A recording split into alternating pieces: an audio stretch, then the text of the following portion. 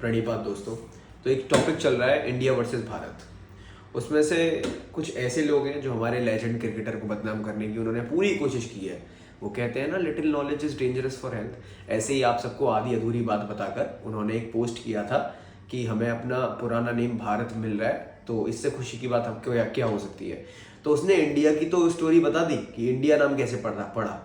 अब मैं आपको उससे पहले की स्टोरी बताऊंगा कि भारत नाम कैसे पड़ा, कैसे हमारा पुराना नाम भारत था। मैं आपको उसकी स्टोरी बताऊंगा। अगर हम अपने प्राचीन ग्रंथ ऋग्वेद से ही स्टार्ट करें तो भारत शब्द का प्रयोग ऋग्वेद में कई बार किया गया है और भारत शब्द राजा सुदास जी के लिए किया गया है। मतलब राजा सुदास जी भरतवंशी बताए गए हैं। पूरी बात बताने से पहले मैं आपको राजा सूरदास के बारे में बताना चाहूँगा। सूरदास राजा रावी नदी के किनारे राज्य किया करते थे।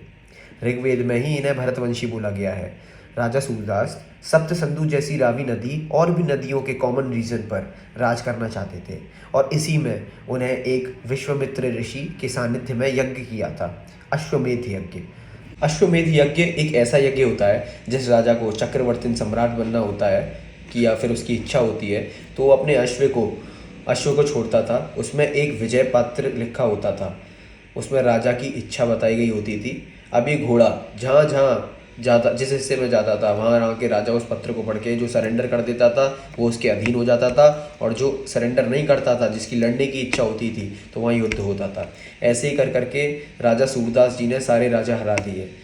ऋग्वेद में एक बहुत ही भीषण युद्ध का वर्णन है जिसे द्रसज्ञ युद्ध कहते हैं, first documented war in our history. Surdas ji ने वो वॉर जीता, जितने भी राजा थे उन सबको हरा दिए। क्योंकि वो भरत वंश से थे इसलिए सप्त सिंधु का नाम भरत पड़ गया।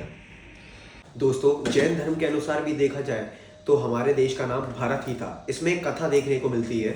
जो प्रथम कीर्तिकार थे गुरु ऋषभनाथ जी, उनके पुत्र चक्रवर्ती सम्राट के नाम पर भारत नाम पड़ा था। मैं आप लोगों से गुजारिश करना चाहूँगा, प्लीज़ पूरी बात देखिए। और